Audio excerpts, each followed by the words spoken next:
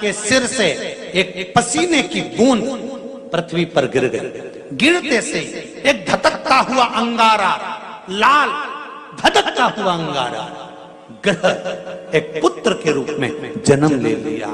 पृथ्वी से हुआ, इसलिए मंगल कहला गया। धधकता हुआ।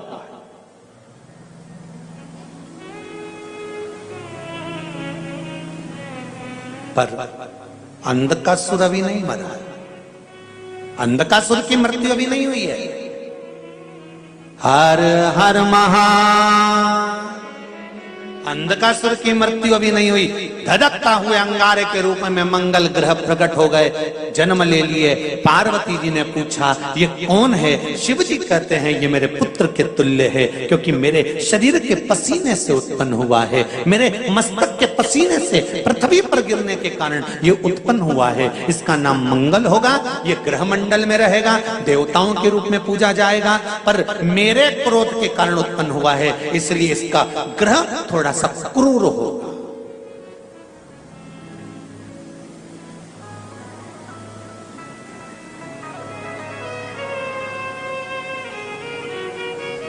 एक बात बहुत ध्यान से सुनिएगा। विवाह, शादी, संतान प्राप्ति, विवाह के बाद में विवाद या किसी नए कार्य के लिए आगे बढ़ रहे हैं और उसमें अड़चन आ रही है, तो एक बार किसी ज्योतिष आचार्य के पास जाकर पूछना, वो बता देगा या तो मंगल या शनि कुछ ना कुछ, कोई ना कोई क्रूर ग्रह तकलीफ दे रहा होगा। ज्योतिष आचार्य के पास जाएंगे, वो कहेगा। जितने भी ग्रह हैं, चाहे राहु हो, केतु हो, मंगल हो, शनि हो, बुध हो, भौम हो, सूर्य हो, ये सारे जो ग्रह हैं ये शंकर भगवान के शिवलिंग के पास में विराजमान है। शिवलिंग के पास में विराजमान।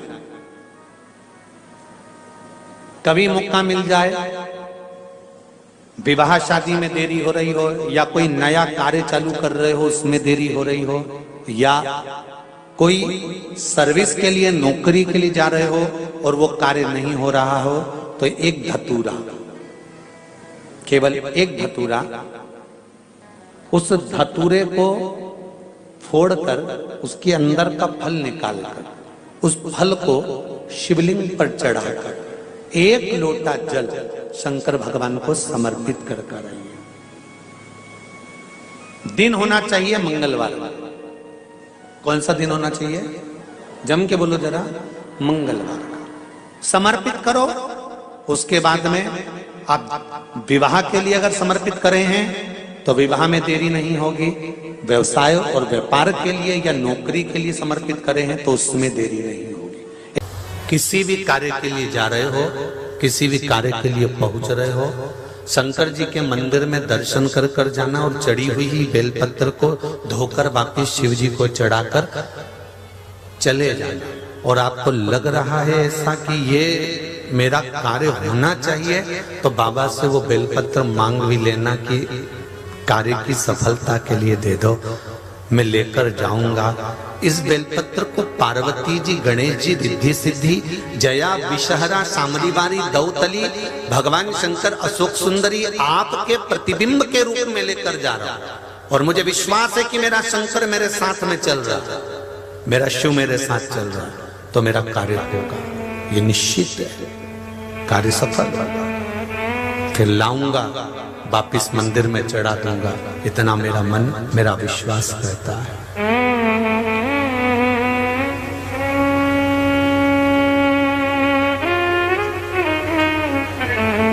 एक बेटी ने पत्र में लिखा है कि मैंने इंजीनियरिंग कर ली थी पर मेरी नौकरी नहीं लग रही थी, क्योंकि मैंने जिस सब्जेक्ट से करी थी उसमें नौकरी नहीं लग पा रही थी। बेटी ने पत्र के भीतर लिखा कि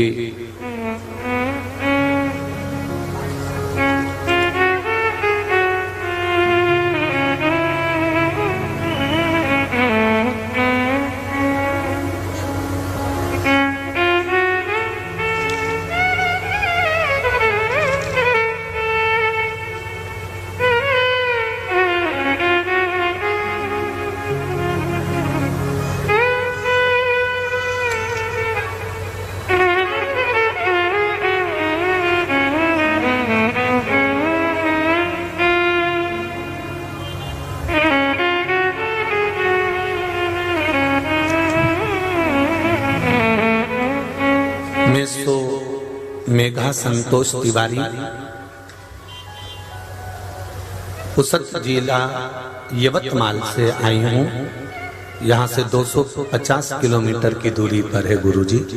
कहीं बैठी हो तो आती हैं, दोनों हाथ हिला दो एक बार, हर हर महादेव। दोनों हाथ हिलाइए एक बार, हर हर महादेव। भजन की लाइन बहुत सुंदर लिखी है दीदी। बड़ी दूर से चल कर आई हूँ मेरे भोले तेरे दर्शन के लिए, मेरे भोले तेरे दर्शन के लिए। बाबा बैद्यनाथ जी में मेरा मायका है, भोले पे मेरी बहुत विश्वास है। गुरुजी मेरी बड़ी लड़की ने एमएससी केमिस्ट्री से किया है। मैंने गुप्त नवरात्रि के समय पर बेलपत्र के ऊपर शहद लगाकर वो उपाय किया था। उससे फायदा ये हुआ, मेरी लड़की एमएससी केमिस्ट्री की है और उसको आईटी फील्ड से कोई डिग्री नहीं थी, फिर भी उसे मेरे बेलपत्र पर जो शहद लगाने वाला उपाय बताया था वो करवाया, और उस उपाय के करने से सारे सिस्टम इंजीनियर की नौकरी मेरी बेटी को लग गई है। मैं बाबा को धन्यवाद देने के लिए आया। ये शिव है, बैठिए बहन, हर हर महादेव। ये ओघड़ी है, वो किस समय पर किस स्थान पर तुम्हारे दिल की बात को सुनकर तुम्हें क्या दे दे, ये भरोसा नहीं है। देवराज ने भी विचार नहीं करा होगा इस बात का। देवराज को भी नहीं मालूम होगा कि मेरी माता ने जो 1 लोटा जल चढ़ाया था, देवराज को ये नहीं मालूम होगा कि मेरी माता ने 1 लोटा जल जो शंकर जी को चढ़ाया था उसका पुण्य मेरे खाते में मिलेगा और मेरे जैसे पापी का भी उद्धार हो जाएगा। ये देवराज को नहीं मालूम, ये देवराज को नहीं मालूम। मेरी माताओं, मेरी बहनें, मेरे भाई, मेरी दीदियां जितनी बैठी हैं, मेरी ताई जितनी बैठी हैं, जितने भाऊ लोग बैठे हैं, उनसे एक निवेदन जरूर करूंगा। 1 लोटा जल आप शंकर भगवान को चढ़ा रहे हो, आपको नहीं मालूम कि ये 1 लोटा जल चढ़ाया हुआ कब काम आएगा।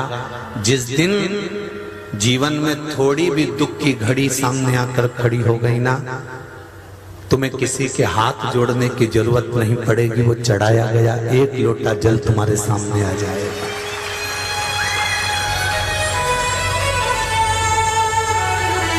एक लोटा जल तुम्हारे द्वारा जो चढ़ाया गया है, शंकर भगवान को जो दिया गया है, 1 बेलपत्र, 1 चावल का दाना, 1 चंदन का छींटा या 1 पुष्प की पत्ती भी जो तुमने शिव को दी है, वो कहां काम आएगी, ये आपको समय बताएगा। ये आपको समय निश्चित कर देता।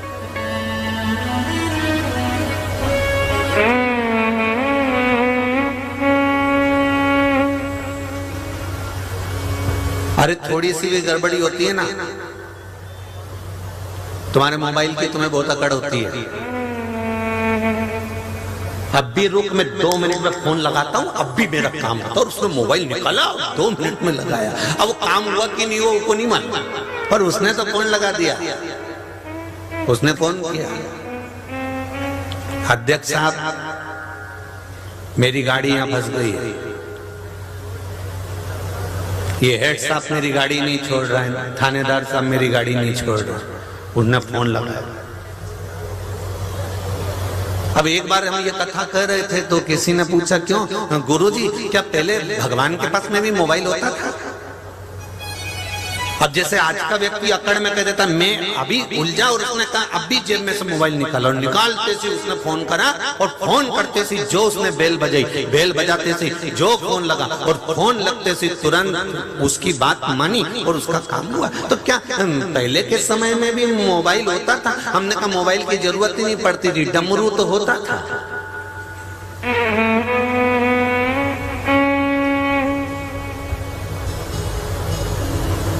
मोबाइल की जरूरत ही नहीं पड़ती, मोबाइल की कोई जरूरत का क्रम ही नहीं रहा। डमरू तो होता था ना, बस वो डमरू मोबाइल का ही काम करता था। जैसे ही देख लिया कि इसको दुख आया, इसको तकलीफ आई, इसको कष्ट आया, इसको रोग आया, इसको बीमारी आई और ये तकलीफ में आई और ये रो रही है, शंकर भगवान के मंदिर में पहुंचकर शिव की आराधना में शंकर के चरणों में जाकर इसकी आंख में आंसू आ गए। तो उसी समय भगवान शंकर के सामने जैसे ही गई, शंकर भगवान ने जो डमरू खड़काया, तो ये डमरू नहीं है, शंकर जी का मोबाइल ही है। तुरंत बजाते से काम 1 मिनट में हो गया। समझ लो कि काम सफल हो, काम की सफलता 1 मिनट नहीं लगा। अब जरा विचार करिएगा,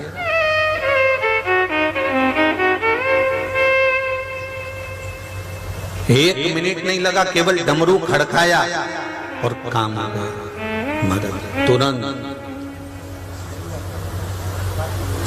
इसीलिए कहते होंगे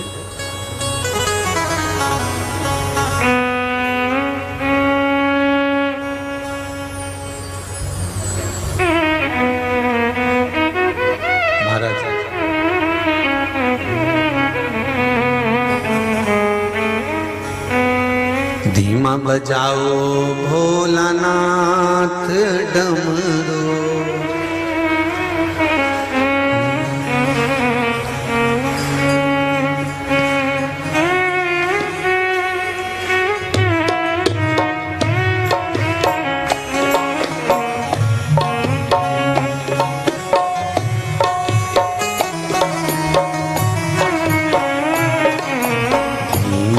बजाओ भोलानाथ डमरू, धीमा बजाओ, धीमा बजाओ भोलानाथ डमरू, धीमा बजाओ। डमरू की धुन सुन के राम जी आए, डमरू की धुन सुन के राम जी आए, डमरू की धुन सुन के राम जी आए, डमरू की धुन सुन के राम जी आए।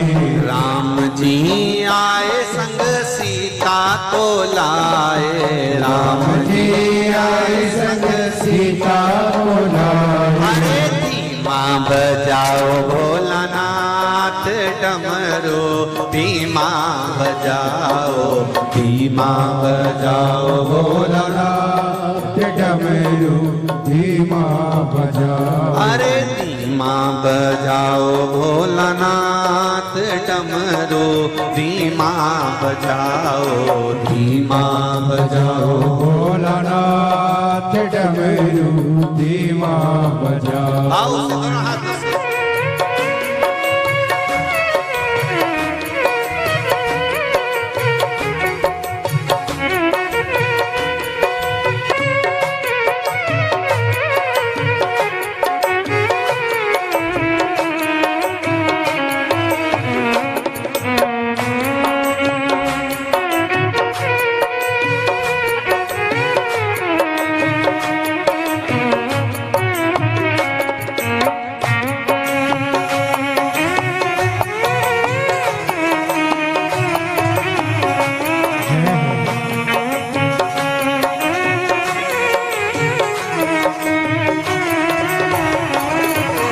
डमरू की धुन सुन के कान्हा जी आए, डमरू की धुन सुन के कान्हा जी आए, डमरू की धुन सुन के कान्हा जी आए, डमरू की धुन सुन के कान्हा जी आए। ओ कान्हा जी आए संग राधा को लाए, कान्हा जी आए संग राधा को लाए। अरे धीमा बजाओ भोलानाथ डमरू, धीमा बजाओ, धीमा बजाओ भोलानाथ डमरू, धीमा बजाओ। अरे धीमा बजाओ भोलानाथ डमरू, धीमा बजाओ, धीमा बजाओ भोलानाथ डमरू, धीमा बजाओ।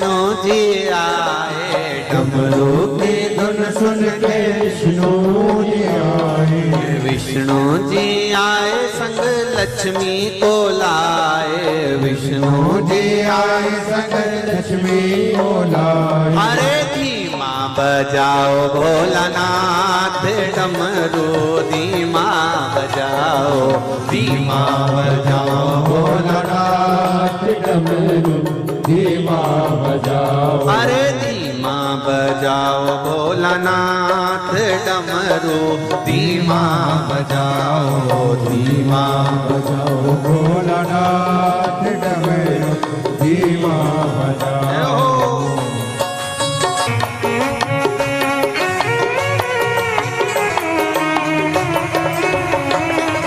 धीमा बजाओ बाबा, धीमा बजाओ, धीमा बजाओ बाबा, धीमा बजाओ। धीमा बजाओ बाबा, धीमा बजाओ, धीमा बजाओ भोला, धीमा बजाओ। अरे धीमा बजाओ भोलानाथ डमरू, धीमा बजाओ, धीमा बजाओ भोलानाथ डमरू, धीमा बजाओ। अरे धीमा बजाओ भोलानाथ डमरू, धीमा बजाओ, धीमा बजाओ भोलानाथ डमरू, धीमा बजाओ। अरे धीमा बजाओ भोलानाथ डमरू, धीमा बजाओ, धीमा बजाओ भोलानाथ डमरू, धीमा बजाओ। अरे धीमा बजाओ भोलानाथ डमरू, धीमा बजाओ, धीमा बजाओ भोलानाथ डमरू, धीमा। हर हर महादेव। भगवान शिव की कथा कर रही है, शंकर भगवान की करुणामय कथा कर रही है कि आप दिल से उस परमात्मा को अगर रिझा रहे हो, दिल से उससे निवेदन कर रहे हो, तो वो सुन रहा है। शिव महापुराण के मूल मंत्र का स्मरण सब अपनी जगह पर बैठकर, पांचों पंडाल के जितने भी लोग बैठे हुए हैं, चारों पांचों पंडाल में, सब प्रेम से बाबा से निवेदन करेंगे, अपने हृदय की बात शिव जी से कहेंगे। श्री शिवाय नमस्तुभ्यं, श्री शिवाय नमस्तुभ्यं, श्री शिवाय नमस्तुभ्यं, श्री शिवाय नमस्तुभ्यं, श्री शिवाय नमस्तुभ्यं। भोला सब दुख काटो मारा, ओ भोला सब दुख काटो मारा।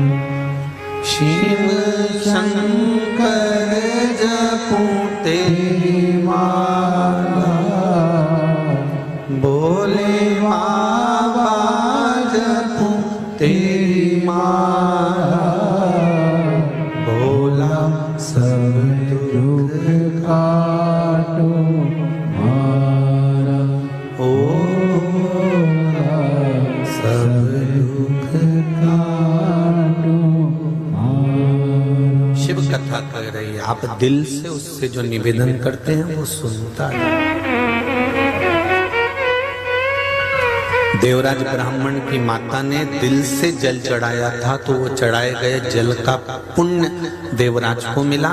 प्राण छूटते समय बेलपत्री का वृक्ष मिला, उस बेलपत्री के वृक्ष के नीचे प्राण त्यागे तो भगवान शंकर के धाम चला गया।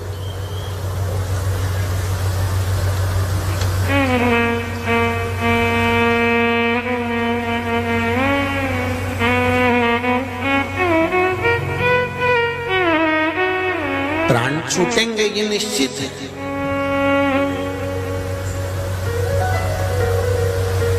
पर शिव की आराधना करते करते प्राण छूट जाए तो इससे बढ़कर कोई सुख नहीं है। कई लोग कहते हैं महाराज जी वो अमरनाथ गए थे और मर गए, कोई कहता है वो केदारनाथ गए थे और मर गए, कोई कहता है कि वो वहां गए थे तीरथ और मर गए, कोई कहता है वो भगवान के दरवाजे गए थे वो मर गए। उनको भगवान को तो कम से कम बचा लेना था।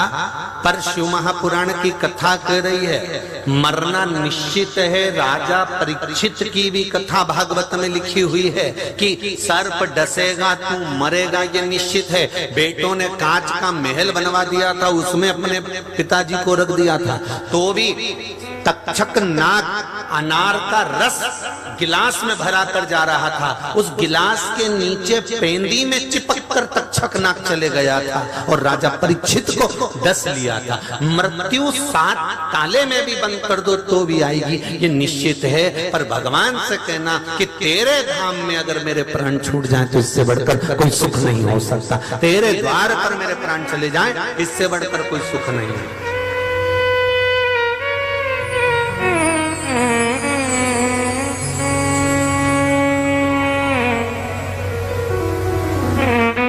धन्य है परली बैजनाथ की माताओं, धन्य है परली बैजनाथ में निवास करने वाला एक एक भाई, बैद्यनाथ बाबा की इस पावन धरा में रहने वाला एक एक बच्चा, एक एक भाई, एक एक माता, एक एक बेटियां धन्य है। और तुमसे ज्यादा धन्य है परली बैजनाथ में जो झाड़ू लगाने वाले स्वीपर हैं, जो सेवा करने वाले हैं, वो ज्यादा धन्य है। क्यों? प्रतिदिन जब वो झाड़ू लगाते होंगे कितने सारे भक्त बाबा बैजनाथ के दर्शन करने आते होंगे, उनके चरण की रज उड़कर जब उनके सिर चढ़ती होगी तो उनका कल्याण तो यूं ही हो जाता होगा। उनको धन्यवाद।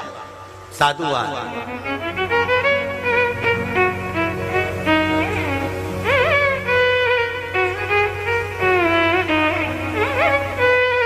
कितनी धन्यता, कितनी कितनी प्रबलता। अरे लोग एक अतिथि के लिए तरसते हैं, यहाँ तो रोज अतिथि आते रहते हैं, प्रतिदिन बाबा के दरबार में अतिथि। और कितना प्रमाण दिया अतिथि के लिए। एक ब्राह्मण जिसके पास में कुछ भी नहीं था, बस वो पांडित्य कर्म भी करना नहीं जानता था कि पांडित्य कर्म कैसा होता है, पूजन कैसे कराना चाहिए, पाठ कैसे करना जाना चाहिए, यज्ञ कैसे कराना चाहिए। बस अपना दोनों समय का गायत्री का स्मरण करता, गायत्री का जाप करता। उसके घर में बेटा था, बहू थी, पत्नी था और अपने खुद थे। 4 लोगों का परिवार था। वो जाता और जो किसान अपनी किसानी में से फसल काट कर ले जाता, उसकी फसल कटी हुई जगह में जो दाने नीचे गिर जाते थे, वो ब्राह्मण उसको उठाकर इकट्ठा कर कर अपनी पत्नी को लाकर दे देता था और उसी से उसका गुजारा चलता था।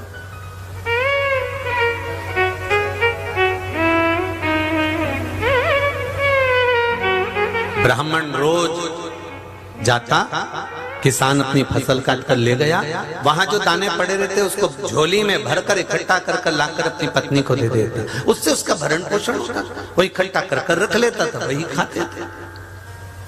अब एक बार नगर में अकाल पड़ गया। अकाल पड़ गया तो सब समाप्त हो गया, अनाज भी नहीं बचा।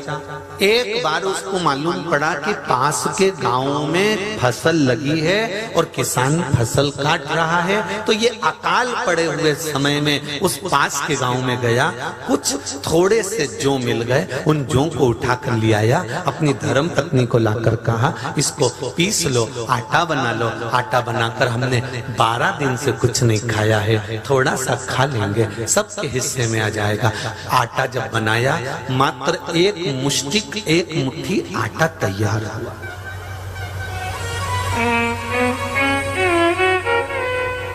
केवल एक मुट्ठी आटा तैयार हुआ और एक मुट्ठी आटा तैयार हुआ और सास ने, माँ ने उसके हिस्से कर दिए एक मुट्ठी आटे का।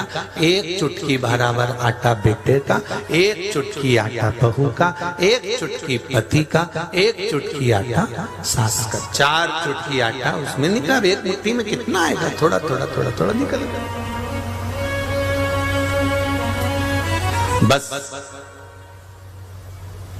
आटा फांकने ही वाले थे, पानी पीने ही वाले थे, इतनी देर में एक अतिथि आ गया।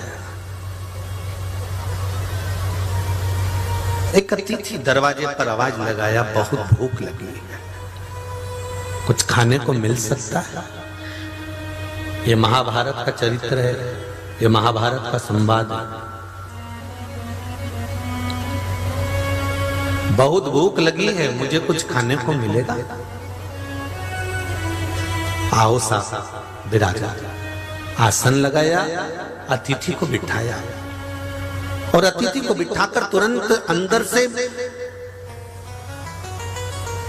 वो भाई अंदर गया। ब्राह्मण चुटकी भर आटा अपने हिस्से का लाकर दिया, ले साहब आओ। इतना सा पत्नी को खबर गई, पत्नी ने अपनी चुटकी भर आटा लाकर दे दिया, ले साहब आओ।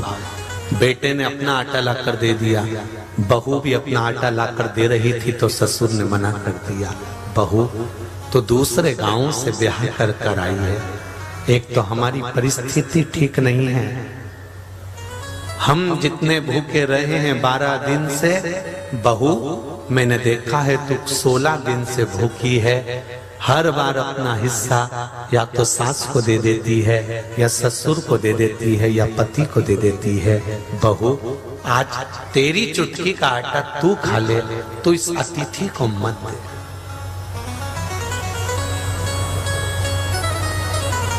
वो तो उस समय की बहू थी, आज की होती तो कमरे में जाके निपटा जाती। पहले सास ने खाया नहीं खाया, ससुर ने खाया नहीं खाया, मेहमानों ने कुछ खाया नहीं खाया, इसने अपने पति से कहा मुझे नाश्ता करना है, लाके दे रहे हो। बेचारा भेरू गया, जगदम्बा को समोसा लाके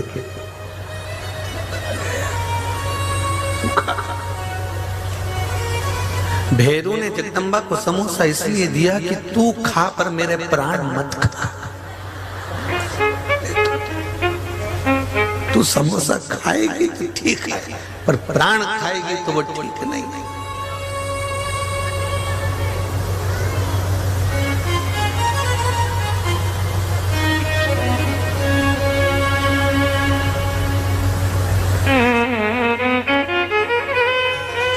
पहले के समय में बेटियों को डर लगता था कि सास कैसी मिलेगी।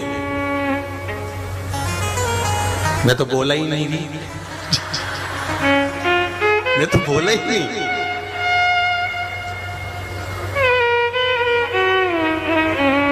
तुम सबकी नजर उतारना पड़ेगी एक बार, मेरे को निश्चित है।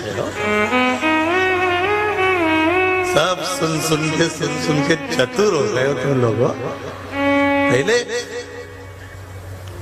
बेटियों को लगता था सास कैसी मिलेगी, पर आज के जमाने में सास को सोचना पड़ता है चंद्र घंटा कैसी आएगी, कैसी। चंद्र घंटा इसलिए कहा कि पूरे घर का घंटा बजा के रख देगी, कैसी आएगी इसका कोई भरोसा नहीं हो।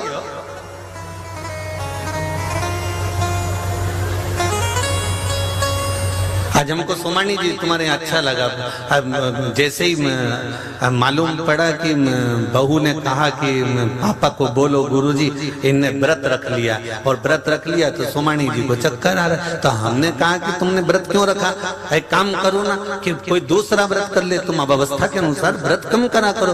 तो इतने में बहू बोली मैंने तो इनको कहा मेरे पापा को कि पापा जी व्रत मत करिए, मैं कर रही हूँ ना व्रत, आपके हिस्से का ही है। आज दिल खुश हो गया कि बहू आज भी है और अच्छा लगा देख के, प्रसन्नता हुई।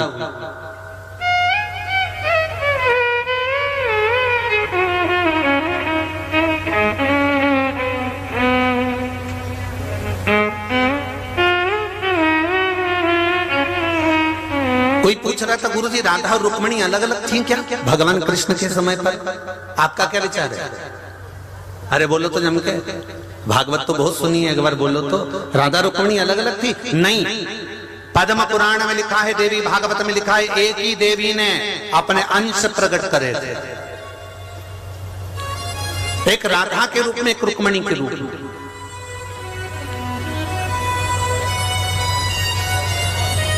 दोनों में कोई अंतर नहीं। कहा राधा जी से भगवान ने विवाह नहीं करा, रुक्मणी जी से शादी करी, राधा के साथ भगवान की मूर्ति की पूजन होती है, तो दोनों में कोई अंतर है ही नहीं। राधा रुक्मणी दोनों एक है, दोनों एक है।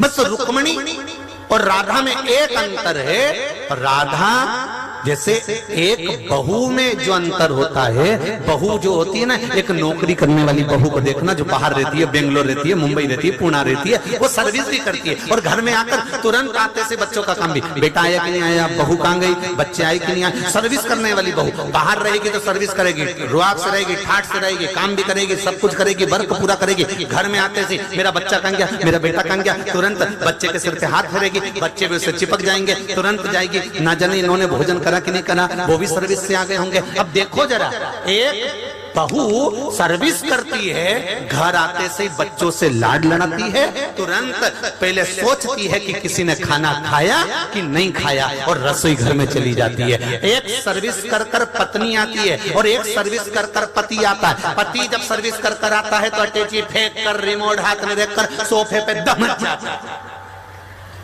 तुरंत चालू। अब इसको पानी भी चाहिए, सुनो एक गिलास पानी ला दो, तो ये तो सोचो कि वो भी सर्विस कर कर आई है, वो भी नौकरी कर कर आई है, पर आते से ही उसने पहले अपने बच्चों से लाड लड़ाया, प्रेम करा, फिर उसको लगा ये भी भूखे होंगे, मेरे बच्चे भी भूखे रहेंगे, इसलिए वो अंदर गई, भोजन बनाया, उसने भोजन ला कर दिया। और इतने बड़े बड़े मीर पैदा हो गए आज के जमाने में, जब टेबल पे खाना खाने बैठते हैं तो पास में रखा हुआ गिलास भी नहीं उठा सकते, तो भी कहते हैं दे देना गिलास। जरा विचार करिए, हमारी रुक्मणी और राधा के ये दो रूप हैं। एक वो रुक्मणी का रूप, ये समझ लो कि वो सर्विस भी कर रही है, नौकरी भी कर रही है, बाहर भी जा रही है, राज सत्ता भी संभाल रही है, द्वारकाधीश की पूरी सत्ता को संभालने का काम कर रही है। और एक रूप मेरी राधा रानी का है, जो अपने बच्चों से लाड़ भी लड़ा रही है, प्रेम भी कर रही है, स्नेह भी कर रही है और सबको अपने गले से लगा रही है। ये देवी का दो रूप है, एक है। एक आते से घर में माँ बन जाती है और बाहर सर्विस करती, नौकरी करती, सब संभाल लेती है, आते से भोजन बना देती है, आते से बच्चों को संभाल लेती है। ये दो रूप एक ही है, इनमें कोई अंतर नहीं हो सकता।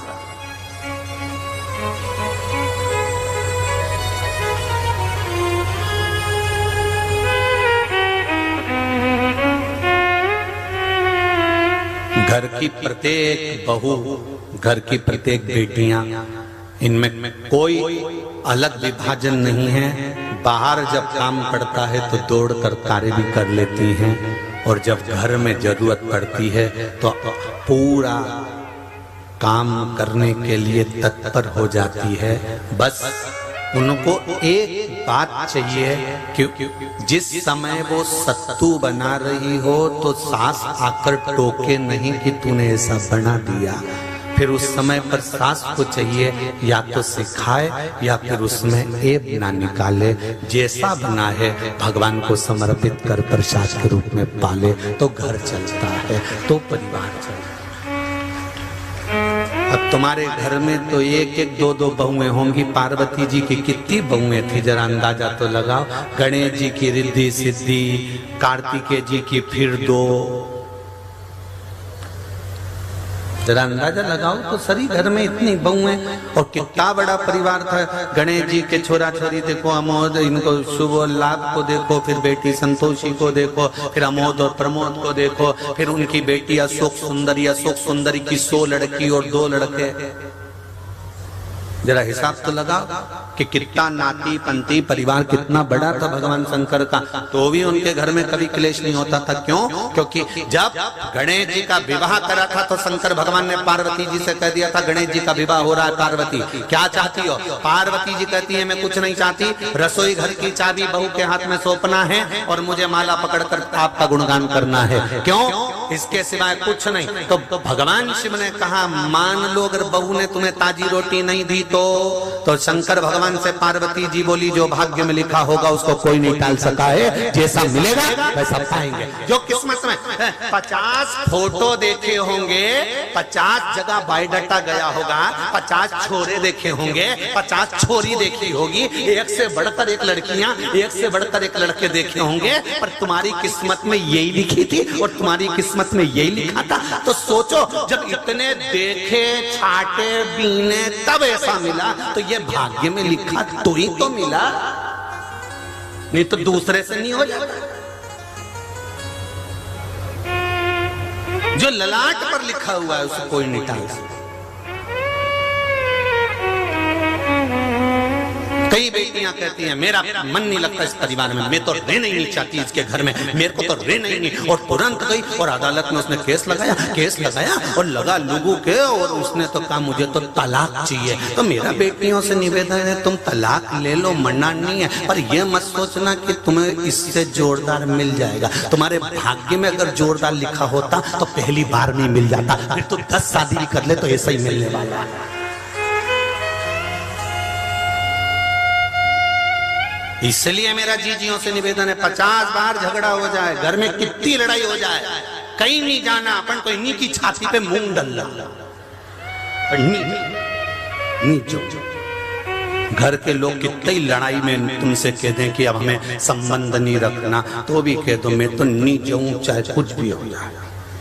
और लड़के मायके 1% मत जाना जीजियों, हाथ जोड़ के निवेदन है, बिल्कुल मत जाओ। वहीं रहो, जितनी ज्यादा लड़ाई हो उतनी अच्छी चाय बना के पियो, उतनी जोरदार। जब जब गुस्सा आए तो अदरक को ओखली में डाल के कूट दो, पर मुंह से आवाज नहीं निकालना, पर तो अदरक कूट लो, इलायची कूट लो, मल दो और उसको मल के चाय में डाल के और पी जा कि अब तो मेरे को बस अब क्या बोलूं, घर के लोगों से कुछ बोल तो सकते नहीं, तो अदरक के अपनी दम निकाल कर तुम अदरक पर अपना को नहीं बोलना। आग लगे बस्ती में, अपन रहो मस्ती में, जितना ज्यादा झगड़ा हो उतनी जोरदार चोटी बनाओ, एक एक मोती पिरो के खजूर वाली बनाओ, पर बनाओ। जितना ज्यादा झगड़ा हो उतने खुश हो। होता रहे झगड़ा, क्या कर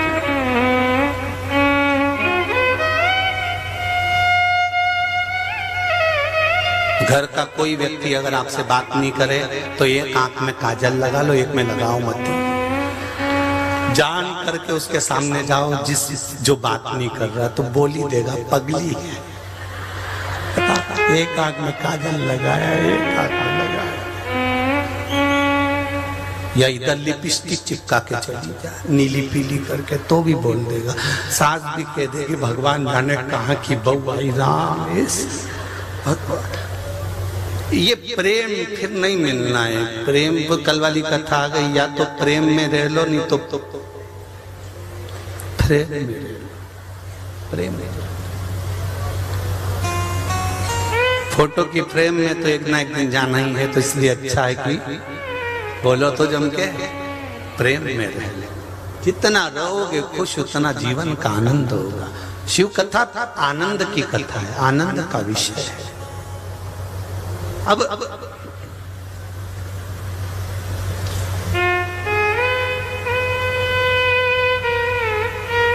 बहू से कहा कि ये चुटकी भर जो आटा है बहू तू खा ले। नहीं पिताजी मैं नहीं खाऊंगी, अतिथि आया और भूखा रह जाए। आया हुआ अतिथि अगर भूखा है तो ऐसा भोजन किसी काम का नहीं है। ससुर ने तो कुछ बोला ना बोला, सास ने कहा बहुआ बेटी 16 दिन से तू भूखी है, तूने कुछ नहीं खाया। माँ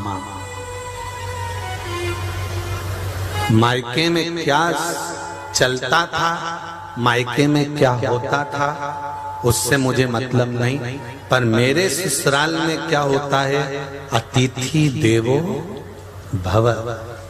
अतिथि को देवता के तुल्य माना जाता है, इसलिए मैं अतिथि को भूखा नहीं भेज सकती। माँ ये चुटकी भर आटा जैसे आए हुए अतिथि को दिया, अतिथि ने वो चारों के आटे को फंकी लगाई, पानी पिया। पानी पीते से ही उस शरीर में से धर्मराज प्रकट हो गए और ब्राह्मण और ब्राह्मणी से कहा मैं आपकी परीक्षा नहीं, आपकी बहू की परीक्षा लेने आया था, और बहू उस परीक्षा में पास हो गई। जिंदगी के कई पहलू में परीक्षा होती है और मेरा बेटियों से निवेदन है, शादी के 2, 4, 5 साल परीक्षा बहुत चलती है, मन नहीं लगता, सब परिवार बुरा लगने लगता है, लोग सिखाने भड़काने वाले लग जाते हैं, परिवार टूटने लगता है। इस परीक्षा की घड़ी में थोड़ा धैर्य बांधकर एक बेलपत्री शंकर जी पर चढ़ाकर, जिसकी डंडी का मुख अशोक सुंदरी की जगह पर हो, उसे चढ़ाकर एक लोटा पानी उत्तर की ओर मुख कर कर चढ़ाना प्रारंभ कर देना। धीरे धीरे परिवार में सेटल होना प्रारंभ हो जाएगा, अशांति समाप्त हो। ये शांति का अनुभव करा देता है।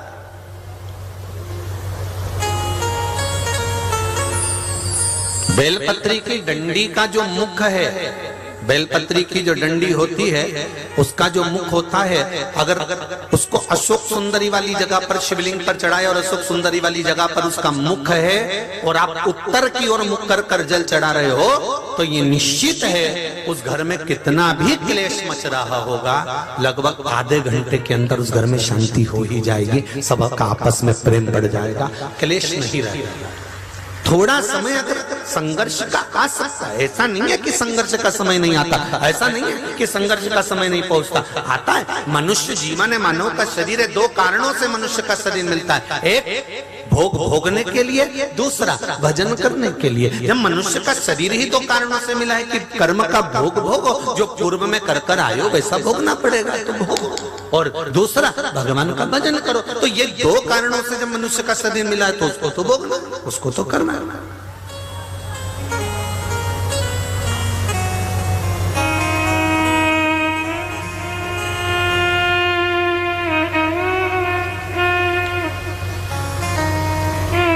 मिलेगा जरूर भोगना, पर उसके लिए एक निवेदन है कि हम शिव की आराधना कर कर, हम भगवान शंकर की स्तुति कर कर, हम भगवान शंकर की अर्चना कर कर उसका फल प्राप्त कर सकते। जैसे 3 जल की महत्वता कही गई है अभिषेक में। पहला तीर्थ का जल। कौन सा जल है? तीर्थ का जल। जो भी तीर्थ का जल हमारे पास में होता है, जब हम कोई विशेष कार्य के लिए जा रहे होते हैं और हमारा कार्य सफल नहीं हो रहा, तो फिर तीर्थ के जल को शंकर भगवान के किसी भी मंदिर में जाकर उत्तर की ओर मुख कर कर उस जल को समर्पित कर दीजिए, आपका वो कार्य बाबा सफल जरूर करेगा। तीर्थ के जल से बल प्राप्त होता है।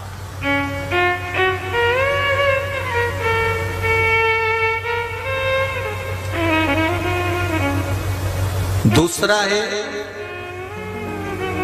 घर में अगर अरहर की पत्ती हो, अरहर की जो दाल होती है, तुअर की जो दाल होती है, उसकी जो पत्ती होती है, वृक्ष का पौधा जो होता है उसकी जो पत्ती होती है, जब रोग में ग्रसित हो गया व्यक्ति और डॉक्टर ने कह दिया इसको कैंसर है या इसकी किडनी या इसका लीवर खराब हो गया है, डैमेज हो गया है, इसका डायलिसिस चालू होगा, अब वो डायलिसिस की तैयारी करे, उससे पहले आप अरहर की पत्ती का जल शिव को समर्पित करना प्रारंभ कर दीजिए। डायलिसिस की जरूरत नहीं पड़ेगी, भगवान चाहेगा तो बचा लेगा, किडनी और लीवर काम करना प्रारंभ करेंगे। ये अभिषेक शिव महापुराण के तत्व हैं। सुख। तीसरा, जिस देवालय में दर्शन करने जा रहे हो, महाकाल गए हो, परली बैद्यनाथ आए हो, काशी जी गए हो, या आप जहां पर भी भीमा शंकर, कृष्णेश्वर आदि जितने तीर्थादिक मंदिरों में शिवालय हैं, उन शिवालय में अगर दर्शन करने गए हो तो वहीं उसी शिवालय के पास में जो मंदिर हो, उस शिवालय के पास में जो हापसी, जो हैंडपंप, जो बावड़ी, जो कुआं, जो तालाब हो, वहां का जल लेकर भगवान शंकर को समर्पित कर देने से विद्वत्ता प्रबल हो जाती है। संबंध नहीं हो रहे हो, संबंध नहीं जम रहे हो, तो जहां शंकर का मंदिर हो, उसके पास में कोई हापसी, कोई हैंडपंप, कोई कुआं, कोई बावड़ी, कोई तालाब हो, तो 1 लोटा जल लेकर आधा शिव को चढ़ाकर आधा जल बेलपत्री के वृक्ष के नीचे से चढ़ा देने पर जिस संबंध के लिए चढ़ा रहे हो कि यहाँ संबंध होना चाहिए, वो संबंध जुड़ता है, वो संबंध होता है। एक पत्र था, अब यहाँ है कि कमरे में है, ध्यान आ रहा है परंतु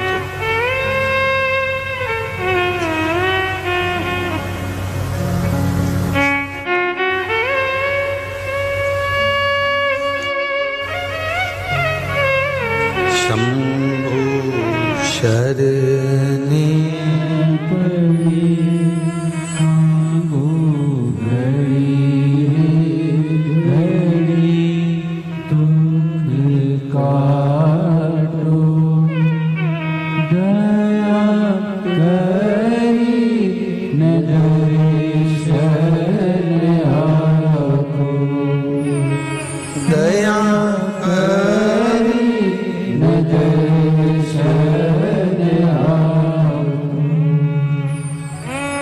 पत्र यहाँ तो नहीं दिख रहा है, पत्र आया है।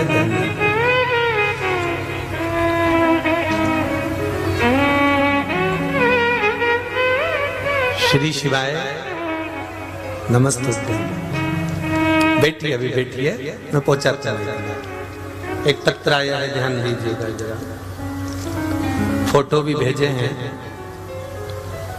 नागपुर से श्वेता लोहिया, कहीं बैठी हो तो हाथ हिलाइएगा। नागपुर से श्वेता लोहिया, दोनों हाथ हिलाएं एक बार। आप ही हैं बेटा? श्री शिवाय नमस्तुभ्यं।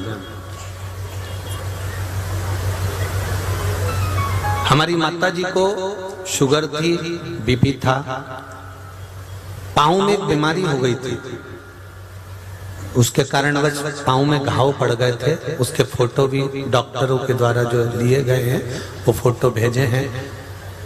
आप लोग आस्था चैनल पर और जितनी भी एलसीडी लगी हुई है उस पर आप उस फोटो उनको देख रहे होंगे कि पांव में खड्डे पड़ गए थे, इतने इतने इंच के खड्डे पांव के अंदर पड़ गए थे।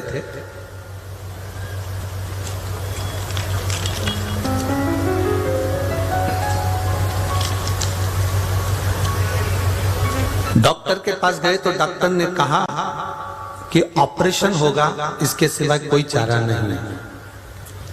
हमारे परिचित ने कहा कि आप एक काम करो, इनके ऑपरेशन कराने से अच्छा है, क्योंकि डॉक्टर बोल रहा था कि ऑपरेशन ऐसा हो सकता है कि पांव भी जा सकता है, क्योंकि घाव बहुत गहरे हो गए थे और शुगर भी थी, बीपी भी था। तो किसी रिश्तेदार ने बताया कि आप एक काम करो कि शिवजी पे जल चढ़ाओ और उस जल को उनको पिलाना प्रारंभ करिए, पशुपति नाथ के व्रत करिए। पशुपति नाथ आप व्रत तो करो, इसका रिजल्ट देखने को मिलेगा। तब हमने 5 सोमवार के व्रत किए और 5वें सोमवार को डॉक्टर के पास में हम अपॉइंटमेंट लिए, उनको दिखाने के लिए जा ही रहे थे। और बाबा की ऐसी कृपा हुई गुरुजी कि 5 सोमवार के अंदर उनके घाव भी भरा गए और वो चलना भी प्रारंभ कर दी। उनके घाव भरने का भी फोटो हम भेज रहे हैं। ये जो घाव भरे हैं उसके फोटो भी साइड में लगाए गए हैं। जो घाव भर गए उसके भी फोटो लगाए। केवल 1 लोटा जल व्रत भगवान शिव का स्मरण, भगवान शंकर का अनुमोदन, भगवान शिव का स्मरण। आप उनकी भक्ति को धारण कर रहे हैं, आप शिव को 1 लोटा जल समर्पित कर रहे हैं, आप एक बेलपत्र समर्पित कर रहे हैं, उसका फल मिलेगा।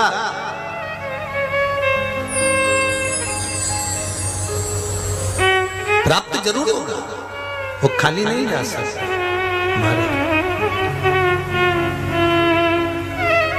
मैंने तेरे ही भरोसे ओ बाबा, तेरे ही भरोसे हवा बिच उड़ती जावांगी, बाबा डोर तो छड़नी नामे कटी जावांगी।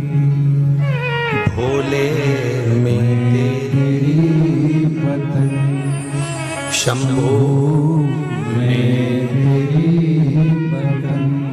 हवा बिच उड़ती जावांगी, बाबा डोर तो छठी नाम कटी जावांगी।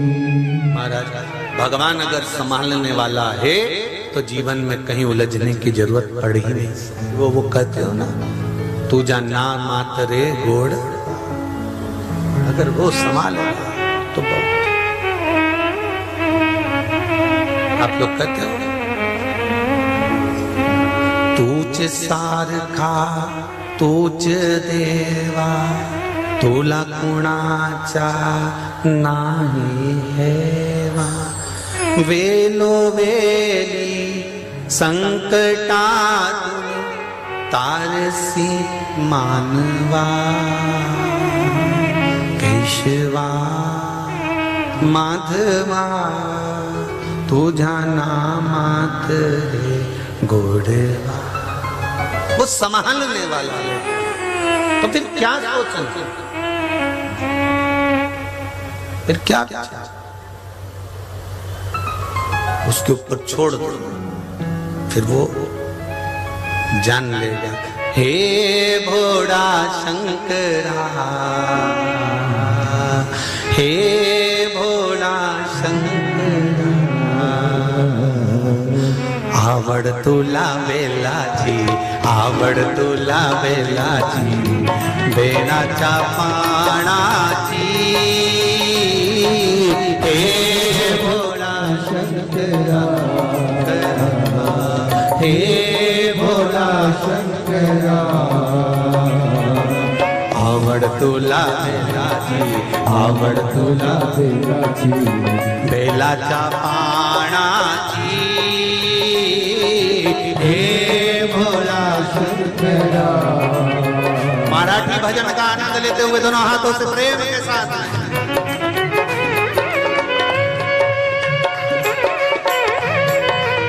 आती है, कहीं बीच में टूट जाए तो आप जोड़ देना, ठीक है। हे भोला शंकरा, हे भोला शंकरा,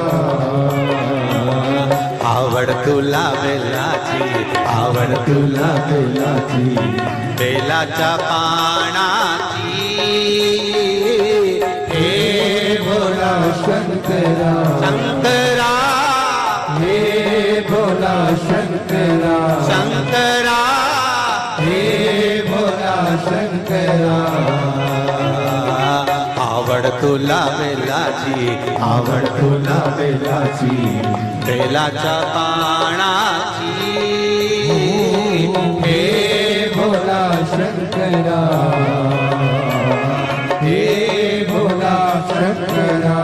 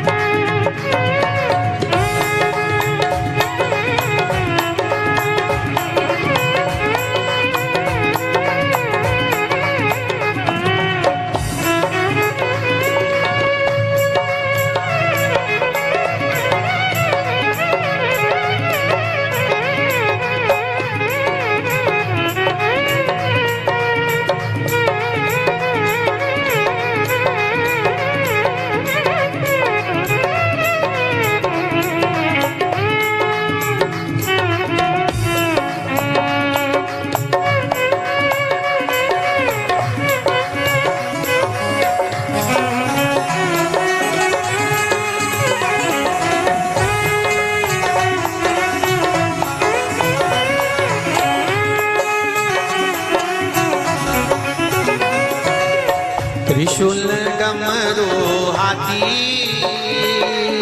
संग नाचे पार्वती, त्रिशूल डमरू हाती, संग नाचे पार्वती, त्रिशूल डमरू हाती, संग नाचे पार्वती, ओ त्रिशूल डमरू हाती, संग नाचे पार्वती, ओ आवड तुला बेलाची, आवड तुला बेलाची, आवड तुला बेलाची, आवड तुला बेलाची, बेलाच्या पानाची, हे भोळा शंकरा, शंकरा, हे भोला शंकरा शंकरा हे भोला शंकरा आवड तुला बेलाची आवड तुला बेलाची बेलाच्या पानाची हे भोला शंकरा हे भोला शंकरा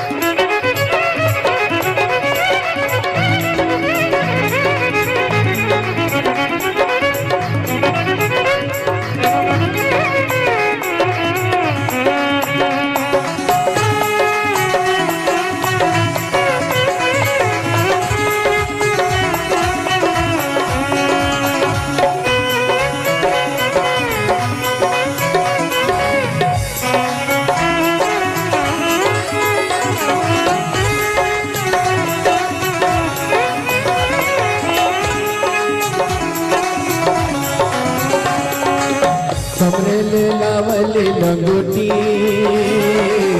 घोड़त नाग घडो कमरेले लावली लंगोटी घोड़त नाग घडो लोटी हो कमरेले लावली लंगोटी घोड़त नाग घडो लोटी हो कमरेले लावली लंगोटी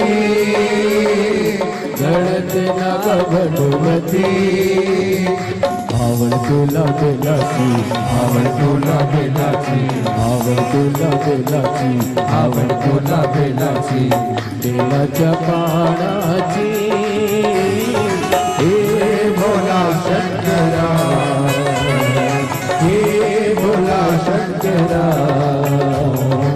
आवड़ तुला बेलाची आवड़ तुला बेलाची बेलाच्या पानाची हे भोला शंकरा हे भोला शंकरा आवड तुला बेलाची आवड तुला बेलाची बेलाच्या पानाची हे भोला शंकरा शंकरा हे भोला शंकरा शंकरा हे भोला शंकरा हे भोला शंकरा हे भोला शंकरा हे भोला शंकरा हर हर महादेव।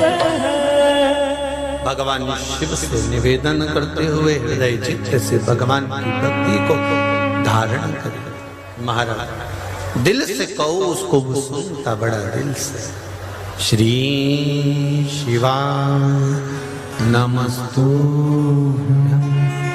श्री शिवा नमस्तु श्री शिवा नमस्तु श्री शिवा नमस्तु श्री शिवा नमस्तु भोला सब दुख काटो ओ भोला सब दुख काटो मारा शिव शंकर जपो तेरी माला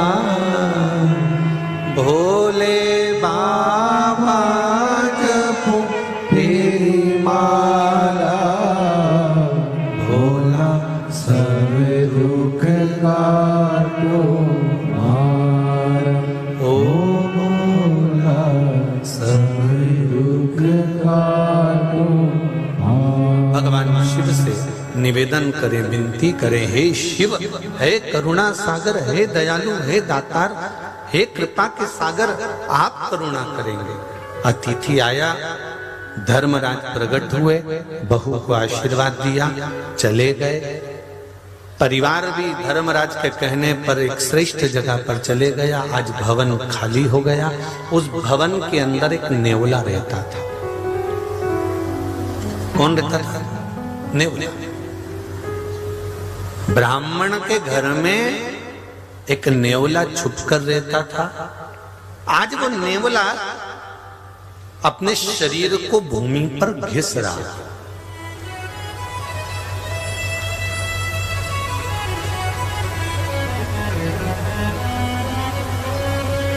अपने शरीर को भूमि पर घिस रहा।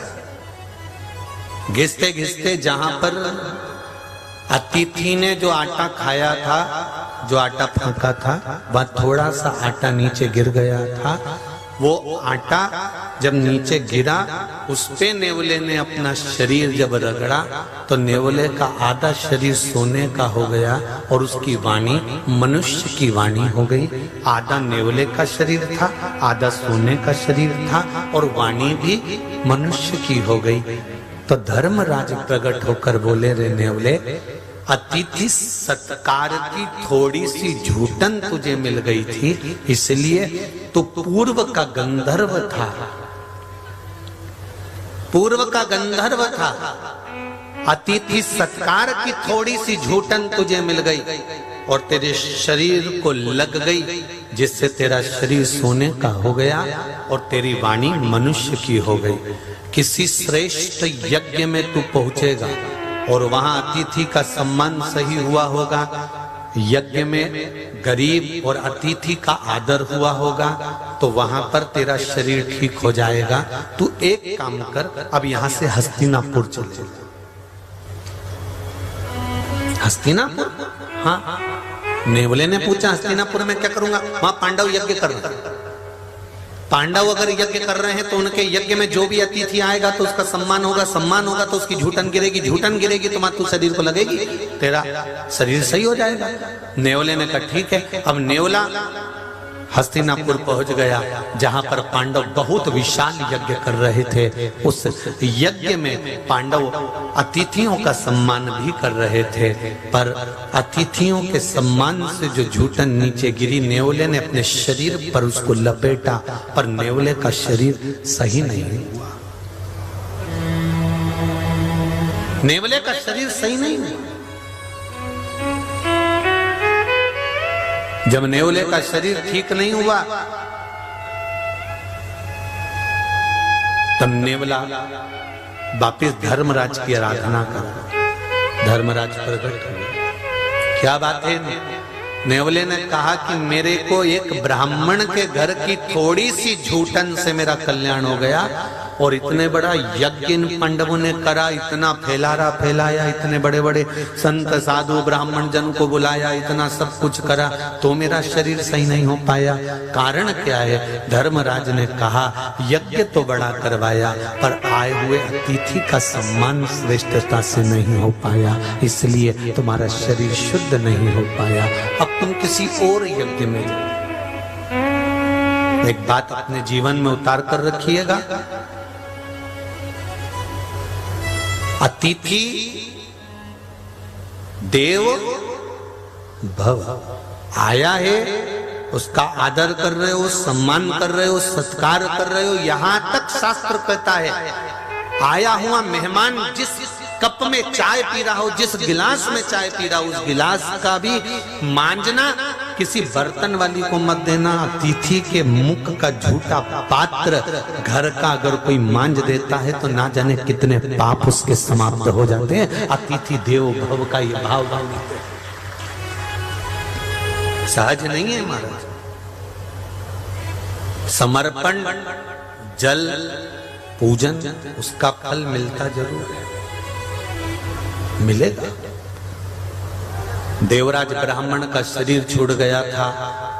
माता ने जो जल चढ़ाया था, उस माता के चढ़ाए हुए जल का भाग जो मिला तो शंकर भगवान नंदी पर बिठाकर कैलाश धाम लेकर गए। बिंदु के जाने के बाद में चंचुला देवी ने शिव महापुराण की कथा सुनी और प्रथम लिंग का निर्माण, प्रथम शिवलिंग का निर्माण यहाँ ब्रह्मा और विष्णु ने एक पर्वत का घर्षण कर कर प्रकट किया और उसका पूजन भी ब्रह्मा और विष्णु ने करा। सबसे पहला शिवलिंग महाशिवरात्रि के दिन प्रकट हुआ। शिवरात्रि के दिन भगवान शंकर के विवाह की मूलता नहीं है।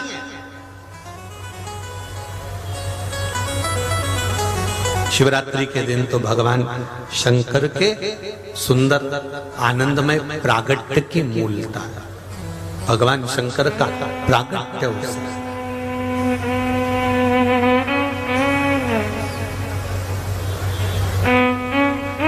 भगवान शिव जी का विवाह तो बैसाख महीने की शुक्ल पक्ष की पंचमी दिन गुरुवार को हुआ था।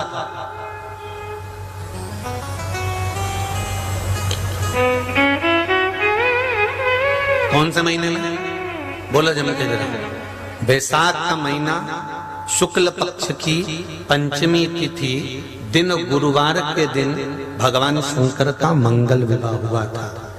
शिवरात्रि के दिन तो मेरे बाबा का शिवलिंग इस पृथ्वी पर प्रकट हुआ था। मेरे बाबा के जन्म दिवस का दिन है शिवरात्रि का दिन। मेरा बाबा प्रगटा था।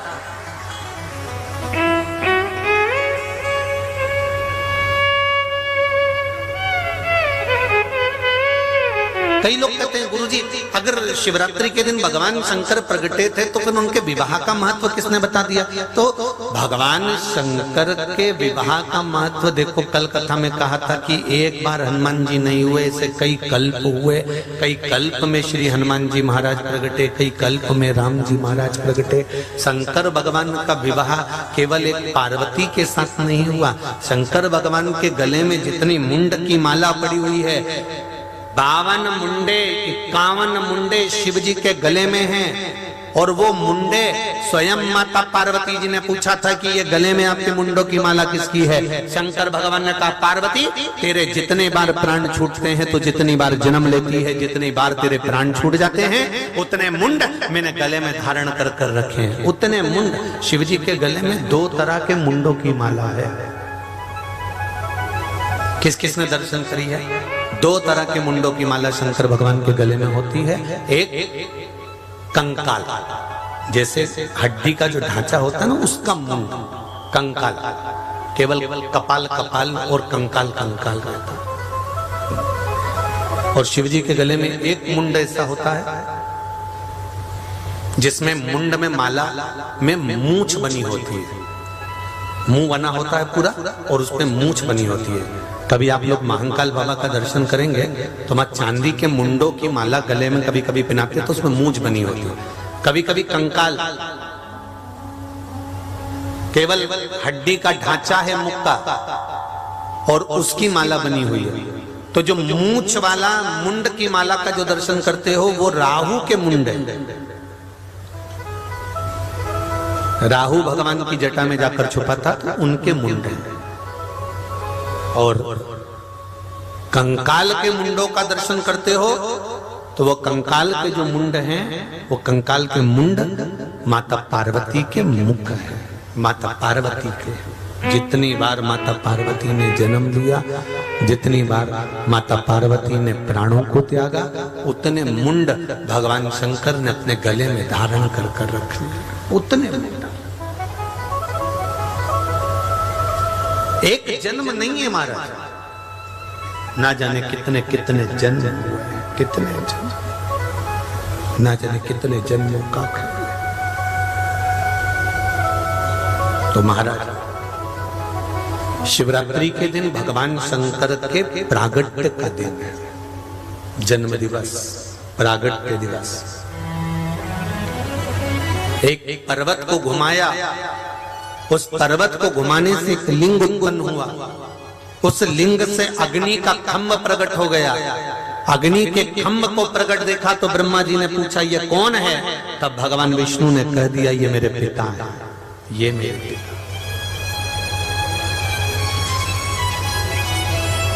ब्रह्मा जी ये तुम्हारे दादाजी, ब्रह्मा ये तुम्हारे दादा है और मेरे पिता। ब्रह्मा जी के मन में विश्वास नहीं हुआ।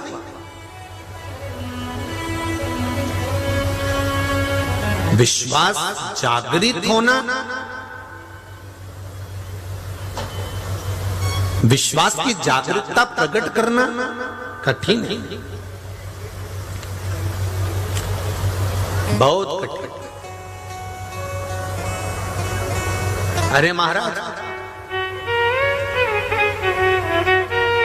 5 कटोरा भर के खीर पी गए, 5 कटोरी 5 बाटकी 5 कटोरा खीर पी गए।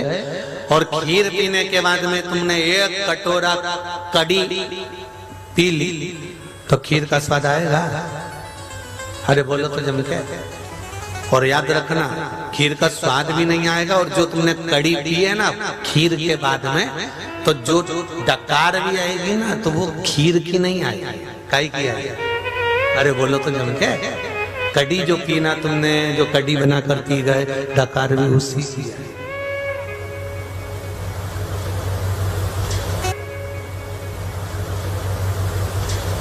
खीर का स्वाद मुख में नहीं आने वाला। हाँ, अगर केवल खीर पीकर पानी पी लेते या खीर पीने के बाद कड़ी नहीं पीते तो थोड़ा सा स्वाद बना रहता खीर का। पर खीर के बाद जो तुमने कड़ी पी ली है तो वो स्वाद पूरा समाप्त हो गया और वो कड़ी तुम्हारे मुख में रह गई, उसका स्वाद मुख में रह गया। शिव महापुराण की कथा भी यही कहती है कि आप 3 घंटा 2 घंटा 7 दिन कथा को श्रवण करते हो, खीर पी लेते हो, खूब खीर पी, भर भर कर पी, 3 घंटे तक लगातार शिव महापुराण की कथा को तुमने पिया है, भर भर कर खीर पी है। पर खीर पीने के बाद में जब तुम निकल कर वापिस बाहर जाते हो और निंदा में डूब जाते हो तो समझ लो 1 कटोरी कड़ी पी गए। अब तुम्हारा जो खीर पिया हुआ था वो किसी काम का नहीं। अब जो डकार भी आएगी ना, बोलो जरा जम के, कड़ी की आएगी, निंदा की आएगी। तो क्या करना है फिर?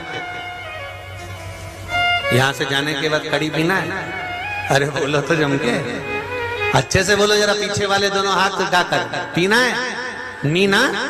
हाँ बिल्कुल सही बात है। तो यहाँ जाते समय क्या करना है? तो बिल्कुल कह देना, कहीं का निंदा भी करे ना कि ऐसा हो गया वैसा हो गया, यूं हुआ वो हुआ, तो अपने को नहीं बोलना बिल्कुल। कोई कहे कि हमको तो बेलपत्री नहीं मिली, ने सब बड़ा बड़ा लोगों को बेलपत्री दे दी, अपने नहीं सुनना, कहना दादा मैंने अभी खीर पी है और तू मुझे कड़ी मत पिला, और 1 कोनी मारो और वहां से आगे चल दो, अपने को कड़ी नहीं पीना। बस इतना ध्यान रखना कि हम खीर पी के आ रहे हैं और तुम कड़ी पिलाने में लगे। और कड़ी अगर पी खीर के ऊपर तो ये निश्चित है कि डकार भी आएगी तो खीर की नहीं आएगी, काय की आएगी?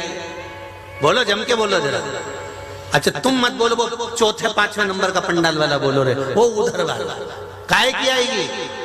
कड़ी की। हाँ दिख गए, सब दिख गए हो, आनंद कड़ी की।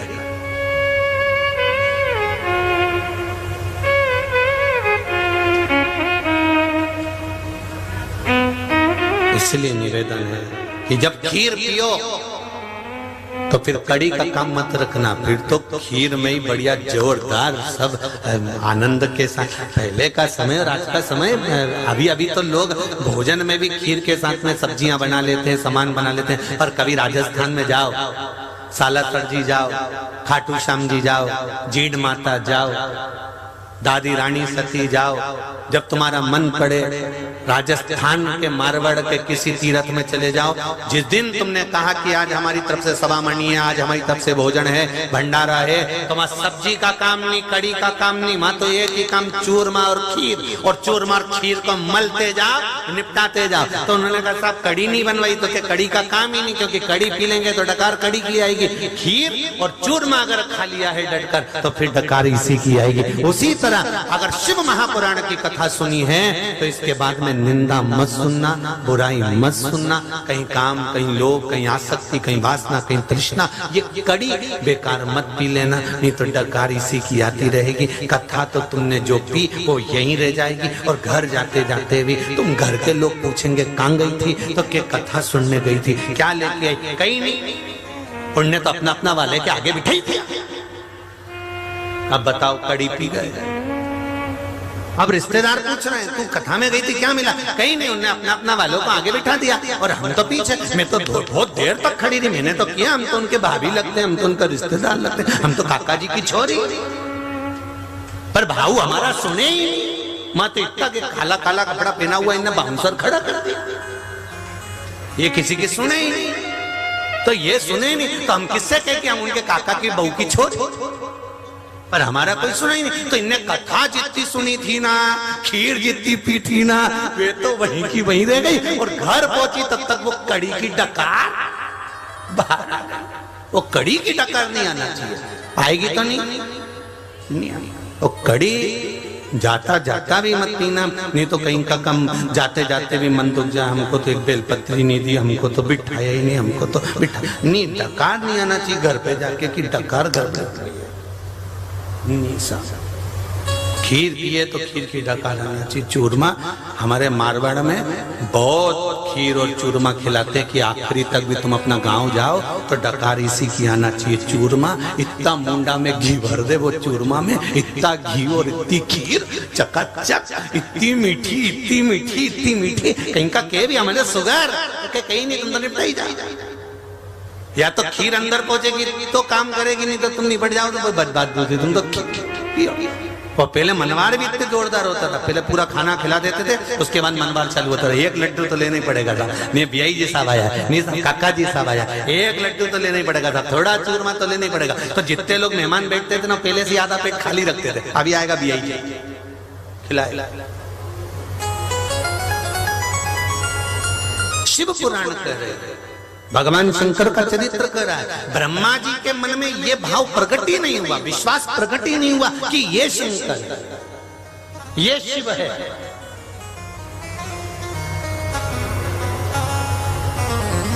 पूरी जिंदगी निकल जाती है मनुष्य की, वो पहचान नहीं पाता कि यही भगवान है, यही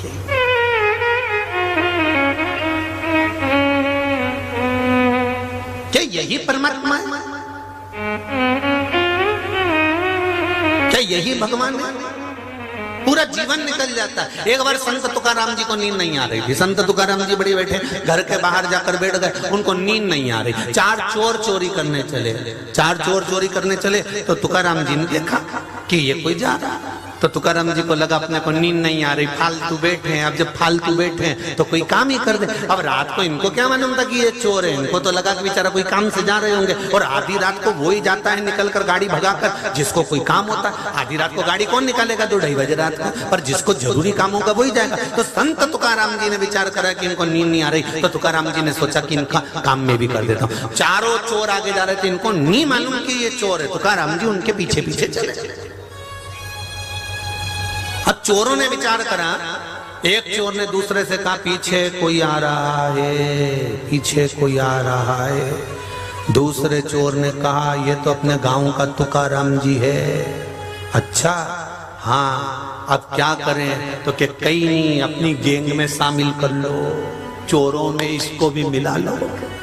संत तुकाराम जी से चोरों ने जाकर कहा कहाँ जा रहे हो? कि कहीं नहीं, तुम्हारा काम करने जाए। अच्छा हमारे साथ चलना? हाँ, रात को जा रहे हो तो कोई जरूरी काम होगा, इसलिए हमने सोचा तुम्हारा काम कर दें। तो तुम्हारे को हमारे साथ में रहना है? हाँ चलो चलो। तुकाराम जी भी चले गए। अब चोरों ने विचार करा ये तो पहली बार आया नया नया चोर, इसको तो चोरी करना आएगा ही नहीं, तो इसको बाहर खड़ा कर देते हैं और अपन सब अंदर चले जाते हैं। तुकाराम जी से कहा एक काम करो तुकाराम जी, तुम बाहर खड़े रहो, हम अंदर जाते हैं, जैसे ही आएंगे तुमको तुम्हारा हिस्सा देंगे। अब तुकाराम जी को मालूम, तुकाराम जी तो ये सोचे कि काम का हिस्सा बताएंगे, इनको क्या मालूम था कि चोरी का हिस्सा लाएंगे।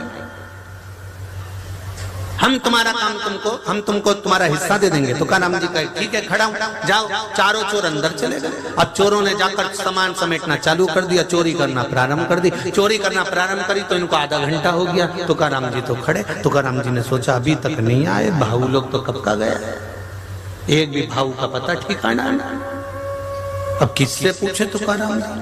तुकाराम जी ने मन में सोचा रे बाबा बेचारा कब का गया है रे। सेठ जी के घर में घुसा, सेठ जी के ना जाने कौन सा काम, मेरे को तो काम भी नहीं बताया, 1 घंटा हो गया। आए नहीं। तुकाराम जी ने सोचा अब नहीं आ रहे तो मैं ही अंदर जाता हूँ। तुकाराम जी ने अंदर गए। जैसे ही अंदर गए तो सामने सेठ जी के यहाँ फोटो लगा था भगवान का, हरि विट्ठल का। जैसे विट्ठल का फोटो देखा तुकाराम जी ने जेब में से करताल निकाली और बजाना प्रारंभ कर दिया, विट्ठल विट्ठल विट्ठल। चोरों ने विचार करा ये तो पकड़ाएगा, चोरों ने विचार करा ये पकड़ाएगा। चोर तुरंत छुपे, दो ऊपर दो पलंग के नीचे छुप गए। जैसे ही छुपे इतने में सेठ जी के नेत्र खुल गए। नेत्र खुलते से सेठ जी बाहर आए। आते से जो संत तुकाराम जी को देखा, संत तुकाराम जी को देखकर सेठ जी ने चरण पकड़ लिए। आज मेरे गुरुदेव इतनी रात को पहली बार यहाँ आए हैं, वाह गुरुदेव, मैं अभी तुम्हारे लिए पानी लेकर आता हूँ। सेठ जी दौड़कर अंदर पानी लेने के लिए गए। सेठ जी दौड़कर पानी लेने गए तो वापिस आ गए, पानी लेकर नहीं आए। पहले आते से पूछा, गुरुदेव हमेशा जब भी जाते थे मेरे गुरु 2-4 लोगों को साथ लेकर जाते थे, आज तो मेरा गुरुदेव अकेला आया। इतने में संत तुकाराम जी बोले, काय को अकेला आया? 2 पलंग के नीचे 2 ऊपर है। उनने कहा अकेला। चोरों ने मन में सोचा ये तो जूते पड़वाएंगे। चोर बाहर निकल के खड़े हो गए तुकाराम जी के पास।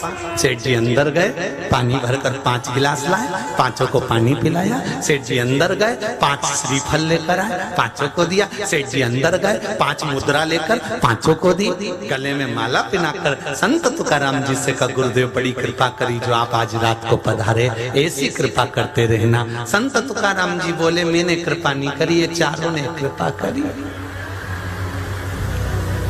सेठ जी ने चारों के चरण पकड़ लिए, चोरों के, और चोरों के चरण पकड़कर बोले, रे भैया गजब कर दिया, मेरा संत तुकाराम आज तक नहीं आया था किसी के घर, पर तुम्हारे साथ आज यहाँ पहुंच गया। ऐसी कृपा और करना, अगली बार जल्दी लेकर आना, ऐसी करुणा करना। चारों चोर माला पहन के नरियल लेके बाहर निकले।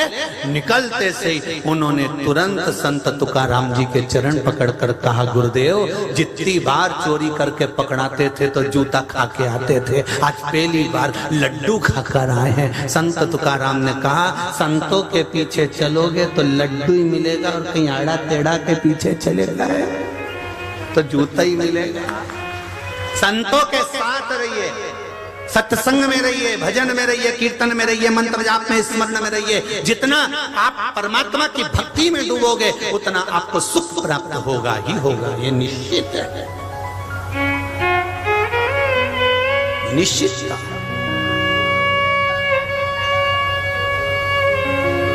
विठ्ठल विठ्ठल विठ्ठला माझा विठ्ठल महाराज हृदय से, चित्त से, मन से आप उसका स्मरण तो करो।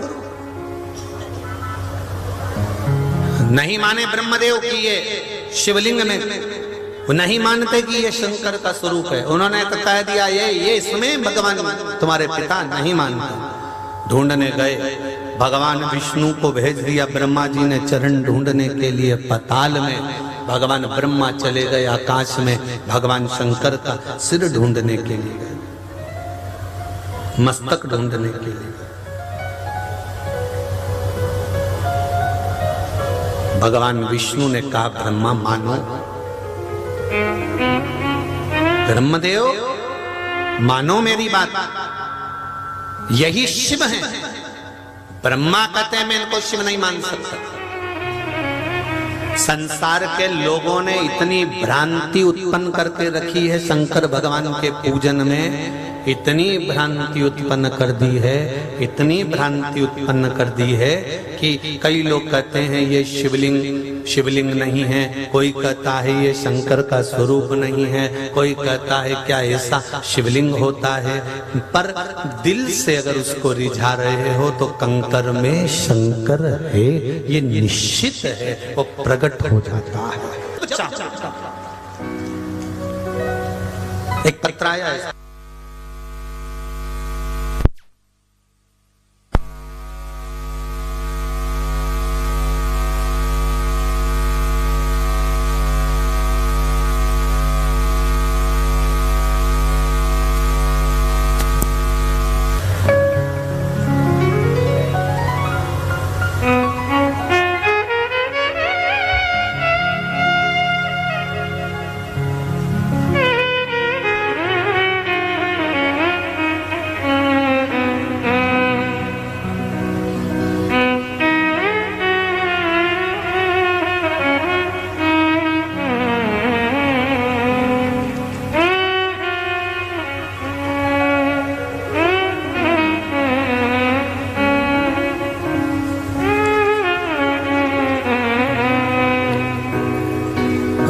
रुक्मिण सुनील फड़ लातूर से कहीं बैठे हो तो हाथ हिलाइएगा। आप ही हैं? दोनों हाथ हिला दो। हर हर महादेव। रुक्मिण सुनील जी फड़ लातूर से मैं कथा लॉकडाउन से सुन रही हूँ गुरुदेव। मेरी सहेली मीरा फिर हम कुबेरेश्वर धाम में 2 बार आए थे। मैं जब पहली बार कुबेरेश्वर धाम आई तो मेरी बेटी को लेकर आई थी। उसके पेट में 2 ऑपरेशन हो चुके थे, लेकिन उसके बाद भी उसके पेट का दर्द बंद नहीं था, तकलीफ जारी थी। डॉक्टर ने भी कुछ बीमारी बड़ी बता दी थी, तकलीफें बढ़ती गई, परंतु इलाज चलता रहा पर आराम नहीं लगता। मैंने बाबा जी से विनती करी और कंकर शंकर को नमन कर कर एक रुद्राक्ष लेकर आ गई और उस रुद्राक्ष का जल शिव को चढ़ाकर उसको पिलाना चालू करा। गुरुदेव, जो डॉक्टर कह रहे थे कि बीमारी कोई बड़ी है, उन डॉक्टरों की दवाई बंद हो गई और 3 महीने के अंदर मेरी बेटी का पेट दर्द बंद होकर अब उसका इलाज बंद हो चुका है। अब वो एकदम ठीक हो चुकी है। गुरुदेव, बाबा की कृपा ऐसी है कि मैंने शिव महापुराण की कथा मात्र टीवी के सम्मुख में बैठकर सुनी और निवेदन करा था कि मेरी बेटी का जॉब लग जाए, और बाबा की कृपा से उसका जॉब भी लग गया। ये मेरे शिव की कृपा है, ये शंकर की उदारता, ये शंकर की करुणा है। तेरी कृपा बिना न हिले एक भी अणु, लेते हैं श्वास तेरी कृपा से तनो तनो। उसकी कृपा होती है तब जाकर कोई कार्य होता है। हम उसका अनुमोदन कर रहे हैं। मुस्कान फिर कहूंगा, जितने भी लोग शिव महापुराण की कथा सुन रहे हैं, चाहे परली बैजनाथ की पावन धरा पर बैठकर सुने, चाहे अपने घर पर आस्था चैनल पर सुने, चाहे फेसबुक यूट्यूब पर श्रवण करें, दिल से अगर सुन रहे हो और बाबा से दिल से निवेदन कर रहे हो तो ये निश्चित है वो 3 महीने में बाबा आपको दिल से अपने धाम बुलाता जरूर है, कृपा करता जरूर है। उसकी करुणा ही इतनी। अब बोलो तो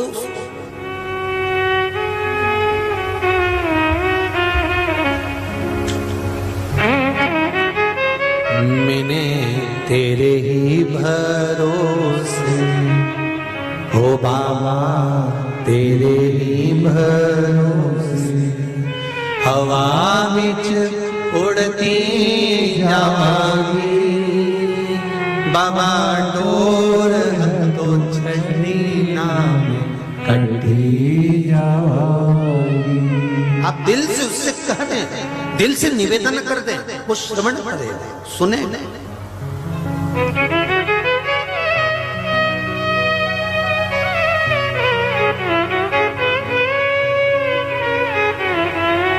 महाराज, ब्रह्मा जी ने जब कहा तो भगवान विष्णु को श्रेष्ठता नहीं लगी कि तुम भगवान में भी भेद कर रहे हो। तुम कह रहे हो कि ये शिव नहीं है। भगवान विष्णु के हृदय को ठीक नहीं लगा। देखो, बहुत सुंदर संवाद है। इतनी भीड़ में पुरुष को धक्का लगे चलेगा, पर स्त्री को धक्का लगे तो चलेगा? अरे बोलो तो जीजा जम के, नहीं चलेगा ना। पुरुष को धक्का लगेगा चलेगा, पर स्त्री को धक्का नहीं लगना चाहिए। उसी तरह आपके शब्द से, आपकी वाणी से, आपके विचारों से, आपके बोलने से शरीर को धक्का लगे चलेगा, पर आत्मा को धक्का नहीं लगना चाहिए, मन नहीं दुखना चाहिए, किसी के हृदय को चोट ना पहुंचे, किसी के हृदय चित्त को कोई चोट ना पहुंचे। ये शरीर पुरुष है और मन स्त्री। ये आत्मा, ये मन, ये चित्त, ये वृत्ति, ये स्त्री। शरीर को चोट पहुंचेगी ना, चल जाएगा। शरीर को कोई कुछ कहे चल जाएगा, पर मन को चोट नहीं पहुंचना चाहिए। आपकी वाणी से, आपके शब्द से, आपके कहने से, आपके विचारों से, आपकी सोच से, आपके बोलने से ऐसा शब्द ना निकल जाए कि किसी के हृदय को चोट पहुंच जाए, किसी के हृदय को बात लग जाए। शरीर को लगेगी ना, चल जाएगी। यहां से सुना, यहां से निकाल दिया, पर अंदर नहीं पहुंचा। अंदर पहुंची तो वो दिक्कत भगवान विष्णु के अंदर पहुंच गई ब्रह्मा जी की बात। ब्रह्मा जी ने कह दिया कि ये शिव नहीं है। तब आकाशवाणी हुई, शंकर भगवान ने कहा, ब्रह्मदेव, मैं भगवान विष्णु को प्रकट करने वाला, मैं ब्रह्मा को प्रकट करने वाला, मैं सृष्टि का निर्माण करने वाला, सृष्टि का वर्णन करने वाला और सृष्टि का संहार करने वाला कोई दूसरा नहीं, केवल एक देव अधिदेव महादेव है। शंकर जी के शब्द सुने तो भी ब्रह्मा को भाव प्रकट नहीं हुआ। तब ब्रह्मदेव को जब भाव प्रकट नहीं हुआ तब ब्रह्मा जी ने कहा, परीक्षा लेते हैं। ब्रह्मा जी शीश ढूंढने के लिए शिवलिंग का गए और भगवान विष्णु चरण ढूंढने के लिए गए। भगवान ब्रह्मदेव चढ़ते गए, चढ़ते गए, चढ़ते गए, चढ़ते गए। शिवलिंग इतना बड़ा था, शंकर भगवान का स्वरूप इतना बड़ा था कि उसको पहचान नहीं पाए। शिव महापुराण इतनी विस्तार से है, इतनी विशाल है, इतनी विशाल है कि उसको जान नहीं सकते। रामचरितमानस इतनी विशाल है कि जान नहीं सकते। श्रीमद् भागवत इतनी विशाल है कि जान नहीं सकते। जितने वेद, जितने पुराण, जितने शास्त्र, जितने भी हैं, इसको पहचानना बड़ा कठिन है। इनका विस्तार बहुत बड़ा है।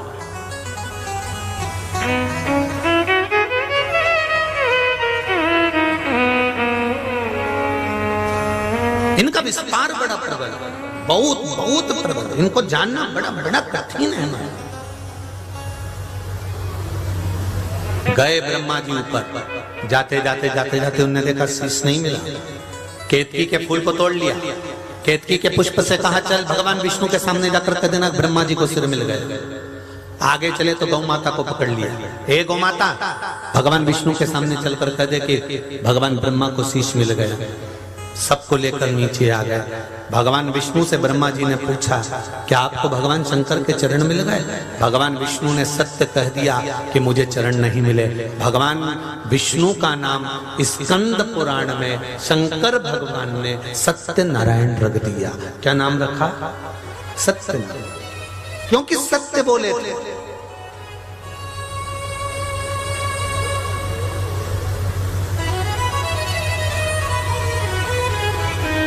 सत्यनारायण भगवान की कथा कहां से निकली है? स्कंद पुराण से। 16 सोमवार की व्रत कथा, संकट सोमवार की कथा कहां से निकली है? स्कंद पुराण से। पशुपति व्रत कथा, पशुपति का व्रत कहां से निकला? शिव महापुराण से।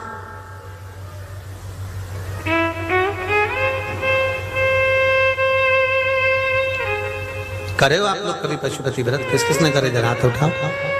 बहुत सारों ने कर लिया। रखिए रखिए रखिए। पशुपति व्रत कामना की पूर्ति के लिए भगवान से किया जाता,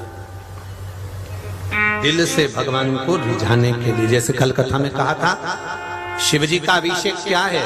इस आत्मा और परमात्मा का मिलन ही शंकर भगवान का अभिषेक है। इस आत्मा और परमात्मा के मिलन का बिंदु ही शिव और पार्वती का मिलन ही बिंदु भगवान शंकर को प्राप्त करने का ही बिंदु अभिषेक है। जब हम भगवान शंकर को जल चढ़ाते हैं, भगवान शंकर को अपना पाने का प्रयास करते हैं। इस मन की बात को शिव से कहने का प्रयास करें। क्या आपको भगवान शंकर का चरण मिला? नहीं, मैं बहुत नीचे तक गया, पताल में गया, पर भगवान शंकर का चरण नहीं मिला। एक बार सत्य कह दो, फिर प्रमाण देने की जरूरत नहीं। प्रमाण झूठ को लगता है, सत्य को कभी प्रमाण नहीं।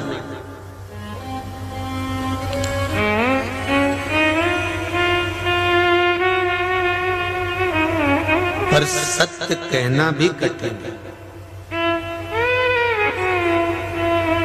एक पंडित जी तो बेचारे बहुत विद्वान, नरक चले गए। तो गांव के लोगों ने कहा, हमारे गांव के पंडित जी ने तो इतनी पूजन पाठ करी, इतना कथा सत्संग करी, ये नरक में क्या कर रहे हैं? पंडित जी से पूछा, तुम नरक में कैसे आ गए? पंडित जी बोले, मेरी पत्नी के कारण आया। पत्नी ने क्या बिगाड़ दिया तुम्हारा? कुछ नहीं, सुबह से तैयार होकर मेरे सामने आके खड़े होकर पूछती थी मैं कैसी लग रही है।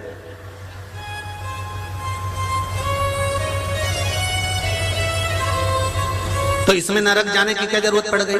कुछ नहीं, मेरे को हमेशा कहना पड़ता था बहुत जोरदार लग रही है, बहुत अच्छी लग रही है। तो इसमें नरक जाने की क्या जरूरत थी? पंडित जी बोले वो अच्छी नीवी लगती थी तो मेरे को कहना पड़ता, झूठ तो बोलना पड़ता था, इसलिए मैं विद्वान पंडित भी नरक में पड़ा हूं झूठ बोलकर। पत्नियों से निवेदन है, तुम्हारे पति को नरक मत पटकना, तुम पूछना ही मत कि मैं कैसी लग रही, तुम पूछना ही मत। वो भी बेचारा सत्य तो बोल नहीं सकता, और कहीं कहीं का सच बोलने वाला पति हो और वो बोल दे, तुमने आके पूछा नई साड़ी पहनकर मैं कैसी लग रही, इतने में पति बोल दे बिल्कुल ऐसी लग रही जैसे हरी घास में भैंस चल रही है। अब इतना बोल दे तो वो विवाद, तो वो बोले भी क्या बोल सकते। महाराज शिव पुराण कह रही है, ब्रह्मा जी झूठ बोल दिए, ब्रह्मा जी ने झूठ बोला, आकाशवाणी हुई, ब्रह्मदेव तुम झूठ बोलते हो। केतकी के फूल से पूछा तो शंकर भगवान ने कह दिया केतकी के पुष्प, मैं तुझे श्राप देता हूं कि तूने मेरे सामने झूठ बोला है, इसलिए सब देवताओं पर चढ़ेगा पर शंकर पर कभी नहीं चढ़ेगा। गौ माता तो जगत की मां होकर झूठ बोल गई, तेरा पूरा शरीर पूजा जाएगा पर तेरा मुख आप पूज्य माना जाएगा, तूने झूठ बोला है तो झूठ बोल।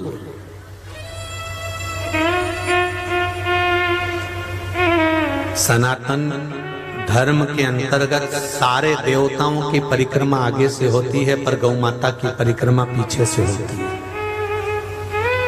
कन्यादान आगे से, वस्त्रदान आगे से, सारे दान जितने भारत की भूमि पर हमारे शास्त्रों में वर्णन करेगा सारे दान आगे से होते हैं, केवल गौ दान, गौ माता का दान पीछे से होता है, पूंछ पकड़ कर किया जाता है।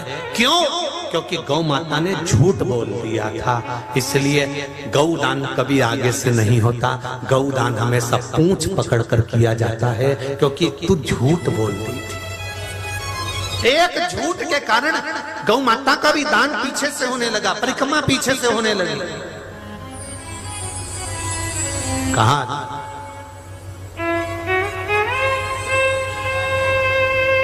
शिव जी का नाम ही है सत्यम, जम के बोलो जरा, सत्यम शिवम सुंदरम। जिसने सत्य को पकड़ कर रखा है उसको शिव मिल गया, जिसको शिव मिल गया उसका जीवन सुंदर हो गया। हम पहले भी कथा में कहे, आज फिर कहते हैं, जिसने शंकर को पकड़ लिया, एक लोटा जल चढ़ाना प्रारंभ कर दिया, किसी भी शिव मंदिर में जाना प्रारंभ कर दिया, ये निश्चित है कि आपका जीवन अब सुंदर बनते चले जाएगा, रोग से मुक्त होते चले जाओगे। धान्य, वैभव, प्रतिष्ठा, यश, कीर्ति सब बाबा अकेला ऐसा नहीं है मेरा शंकर की कुछ रोक लेगा, शिव सब कुछ दे दे।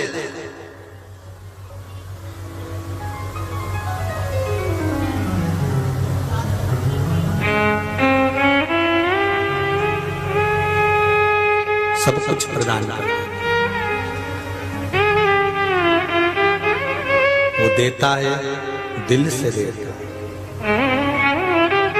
कुछ बोलना है, देव जरा माइक पहुंचाओ बेटी के पास, जल्दी पहुंचाइए। वहीं रहो पहुंच जाएगा बाबू, वहीं पहुंच जाएगा। पहुंचा फास्ट, तो एक दूसरे को देते जाओ जल्दी। हाँ बढ़ाइए।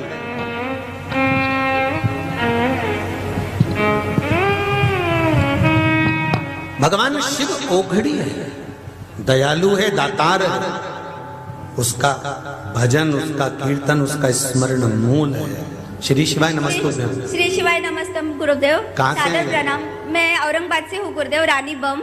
जी बोलिए। हम मार्च महीने में राजस्थान गए थे और उस टाइम पे मेरा बेटा गोवा गया था, उसका बहुत बड़ा एक्सीडेंट हो गया था गुरुदेव। 4 बार गाड़ी पूरी पलटी हो गई, 4 व्हीलर कार थी, पर उसे एक खरोच भी नहीं आई। मैं रोज जल शिव जी पे 1 लोटा जल चढ़ाती हूँ गुरुदेव, मुझे लगता है सब उसी का है। जय हो, जय हो। श्री शिवाय नमस्ते। इतना गुरुदेव टीवी पे भी आया था कि बहुत बड़ा एक्सीडेंट हुआ, पर उसे एक खरोच भी नहीं थी, 4 बार गाड़ी पलटी हो गई। यही शिव कृपा है। आपका 1 लोटा जल, अभी भी हमने कथा में कहा, बैठो बाबू बैठो, 1 लोटा जल यदि आप चढ़ा रहे हो, वो कहाँ काम आएगा आपको मालूम नहीं पड़ पाएगा। वो जल किस जगह पर काम आएगा आपको कुछ भी ध्यान नहीं होगा, सारी समस्या का हल एक लोटा जल शिव को चढ़ाए प्रतिदिन। जैसा घर का एक एक व्यक्ति जाए चढ़ाए, आपके जीवन में कहीं ना कहीं वो जल काम आएगा। जैसे बेटी ने कहा कि एक्सीडेंट हो गया, मेरा जल चढ़ाया हुआ सार्थक हो गया, कि गाड़ी भले 4 पलटी खा गई, पूरा नाश तो हो गई, पर बच्चा तो बच गया। वो जल कहाँ काम आता है ये शिव ही जानता। महाराज भगवान शंकर अपना अर्धनारीश्वर स्वरूप का दर्शन देते हैं। भगवान अर्धनारीश्वर भगवान पधार रहे हैं। जोरदार ताली बजाकर अर्धनारीश्वर भगवान का स्वागत करेंगे। भगवान अर्धनारीश्वर का दर्शन यजमान परिवार श्री अर्धनारीश्वर भगवान का पूजन करेंगे। अर्धनारीश्वर भगवान पधार रहे हैं। जोरदार ताली बजाकर स्वागत करें। बोल अर्धनारीश्वर भगवान की जय। यजमान